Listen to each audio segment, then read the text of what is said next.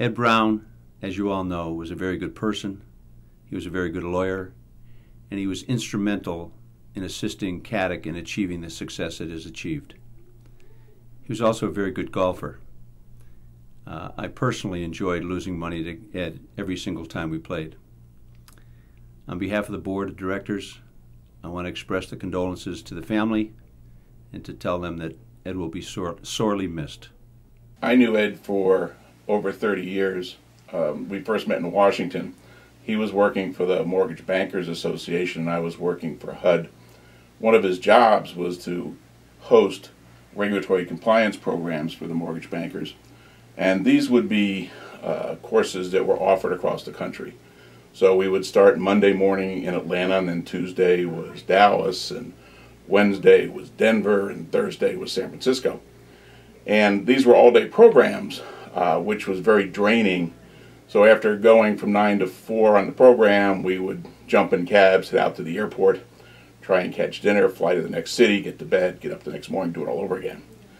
The thing that made it bearable really was Ed, because he had a great sense of humor and had the ability to really connect with people, and we all looked forward to that. It was a great time that we all enjoyed. One time particularly, we were in San Francisco, and during the morning session there was a fairly significant earthquake that shook the hotel. We were in the basement of the Hyatt Embarcadero. We had 250 people in the room, and the room really gave a good shake, and about a half a dozen people ran out. Everybody else stopped and looked around. We managed to get through the rest of the morning session, but Ed came up and said, well, you know, if you think that's exciting, you got to see what we have planned for you this afternoon. Everybody laughed and came back in, and the program was a great success. He just had that ability to do that kind of thing. Ed was also a really competitive athlete, and he usually masked his competitive juices pretty well. He was a tennis player, and was pretty accomplished in that from what he told us anyway. I had the opportunity to play golf with him many, many times, and Ed was such a perfectionist that he would go out and pound golf balls as often as he could. As a matter of fact, he did it so often we called him VJ, after Vijay Singh, who's legendary on the PGA Tour for practicing. And golf was Ed's great passion in later years when he couldn't play tennis anymore. But he was such a perfectionist that when he hit a bad shot, he would stand in the middle of the fairway and say words that I had never heard before, and usually a pretty good blue streak of them. Every once in a while he would hit a great shot, and at the top of his lungs he would stand there and shout, "That's what I'm talking about!" And so you could tell what kind of day Ed was having by how many times you heard, "That's what I'm talking about," as opposed to the other words that we really can't talk about on this tape. In London, Ed was very excited to go on the trip. We got there, and he wanted to do some sightseeing. And so we went to the Tower of London and looked around, walked around a little bit. We went to Parliament. He wanted to take pictures of Big Ben and stuff like that. The next day was really the highlight, I think, for Ed, because we had the opportunity, after doing our meetings with the folks at Lloyd's, to go to one of the pubs where all the brokers and underwriters hung out. And we had a chance to sort of stand there and chat with them. And Ed really just ate up the atmosphere. The people were laughing. Everybody was talking. It was a historic building. And it occurred to me that what Ed was really enjoying on the trip were the people, not the sights. That he was really a people person and really focused on that. So probably one of the nicest things about Ed was his smile, because Ed pretty much found everything funny. If you were out with him at events, if you were out with him over at trade shows or conferences, the guy was usually having a ball somewhere. And even if he wasn't having a ball, he was complaining about it, and he was smiling because he was complaining about it. So it was a lot of fun being with Ed. And it was easy to be with Ed because you ran into him everywhere. The Connecticut Mortgage Bankers Association, the Massachusetts Mortgage Bankers Association. He was a huge supporter and a big player in all of these industries because he believed in giving back and he believed in being involved. And he had good ideas that he shared with the industry. So it was always great to see him out, being part of the mortgage profession, of course, being out with attorneys, being out with bankers, being out with lenders, being out with mortgage originators, appraisers, pretty much you could count on Ed being there. And as you could especially count on it if it was at a casino or someplace a lot of fun, because after the hard work was done, Ed was a good one for going out and having a good party afterwards as well. A few years ago, I was making a career change.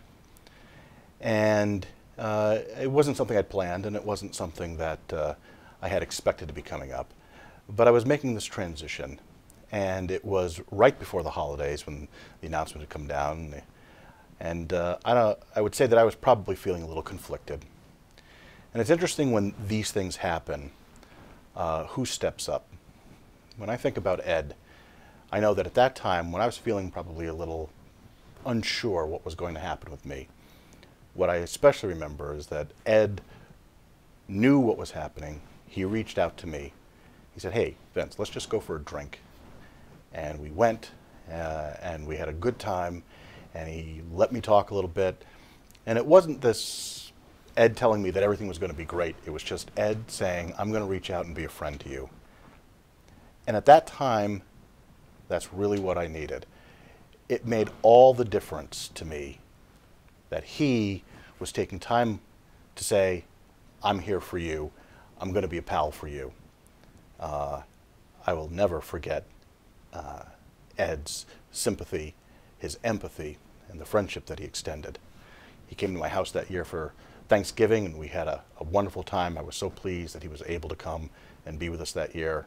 And all I know when I think about Ed Browne is I think about a man who was willing to extend himself out to other people in need. I think he did that a lot, and not everyone knew the extent that he gave of himself. But I remember, and I'm very grateful. I work on Channel 30 on Saturday mornings to a real estate report.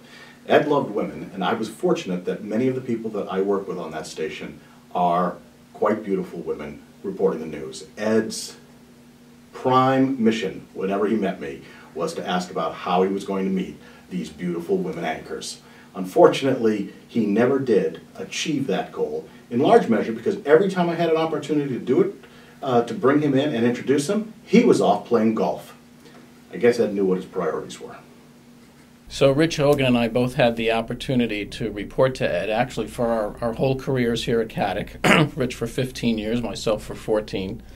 I can tell you as someone who'd never been in-house before, and you'd never been in-house before either, yeah. He was a terrific guy to work for and to work with. He was a great colleague.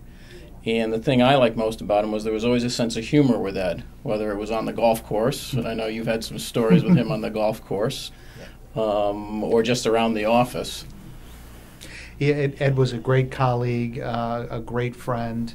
I think he had a very difficult job here at Caddick because he was the general counsel of a company run by attorneys, and so he had to report to attorneys, and the attorneys were reviewing his work. And even with those type of constraints, he did a great job and got the respect of everybody that he worked with. But as you say, Guy, I think a lot of people remember his sense of humor. He had one of the best senses of humor I've ever seen, and he was very much of an enthusiastic golfer. And whenever he had a good shot, he'd pump his arm and say, "That's what I'm talking about." And then whenever there was a bad shot, boy, you didn't even want to be close nearby because your ears would just be burning. So those are some of the things I'll really remember. Or you'd be ducking a flying golf club. Right. I had an experience with him once. We were up in Boston for an arbitration, and Ed was driving up that morning. We were concerned there was a snowstorm coming, so I got up the night before. We cabbed to where we have to go, or where we think we have to go, because we end up in the wrong building. The arbitration wasn't occurring there. Have to flag another cab. And then Ed and I going into the building, we finally get to the right spot, and we go through the door jam at exactly the same time. So we're literally stuck in the door jam, and then do it again. It was like a scene out of the Three Stooges. But with Ed, that was laughter. We had a good chuckle over that. There wasn't any tension or anything. So that was just one thing that I think I'll always remember running around with him that day in Boston. So, and we certainly miss him. We do. Yeah. I knew Ed Browne for probably 10 years, and I jotted down just words that made me think of Ed. true mortgage professional who was always there to offer someone guidance and support. He participated in all of the MMBA events, important events, and even those not so important events. I remember when I made him participate in a corny scavenger hunt, and he never once complained. He just jumped right in and did it. He had the best smile, the best hug, and the best sense of humor. My last memory of Ed was at NEMBC. We had a clam bake, and I can still picture Ed with a drink in his hand and a lobster bib on, really enjoying the night and just his friends in the industry. We're going to miss Ed. MMBA is going to miss Ed. Mortgage professionals are going to miss Ed. I'm going to miss Ed. He just made such a difference in this world, and we're going to miss him. I really miss working with Ed Browne. He was a great person to work with. He taught me so much about the industry and so much about myself during the time we worked together. We had a lot of fun. We got a lot accomplished. I really enjoyed doing trade shows with him, and it was a joke at a lot of the trade shows that I would be setting up the booth and Ed would be standing over watching me. And I like to think that he's still watching over me setting up those booths. I was very close with Ed, and of course this is somewhat difficult for me to be here. But the one thing that comes to mind about Ed is I admired and loved his sense of humor. I used to kid him that I've known him for a period in excess of a decade, and I used to tell him I never knew what he did for a living. We used to trade bobs back and forth. He used to kid me about the fact that I held on to cars for long periods of time. And I remember when I gave him a ride once, he said, if you can't buy a car, at least clean up the one that you have. And I told him that, do you want a free ride for your colonoscopy or not?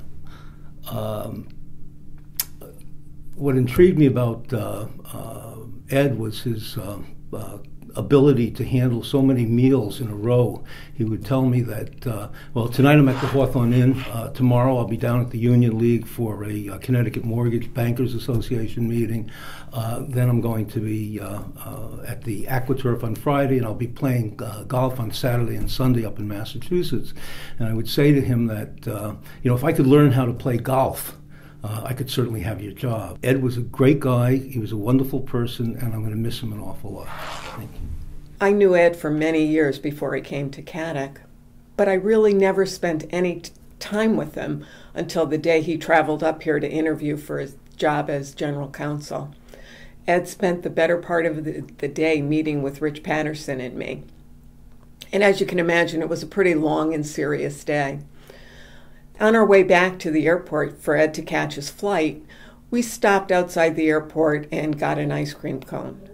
Unfortunately for me, it was a really hot and sunny day, and I just couldn't eat the ice cream cone fast enough. It started dripping on my hands, it dripped down my arm, it dripped all over my clothes. And I can picture him turning around and looking at me and totally losing it. He was bent in half, howling with laughter, and needling me relentlessly about not being able to eat an ice cream cone. He actually needled me about that for the next 16 years. But that was the moment I met Ed Browne. This was a man who loved to laugh and loved to have a good time. Over the next 16 years, working with my other half, as he was called around the office, I got to know him pretty well. I have so many fond memories.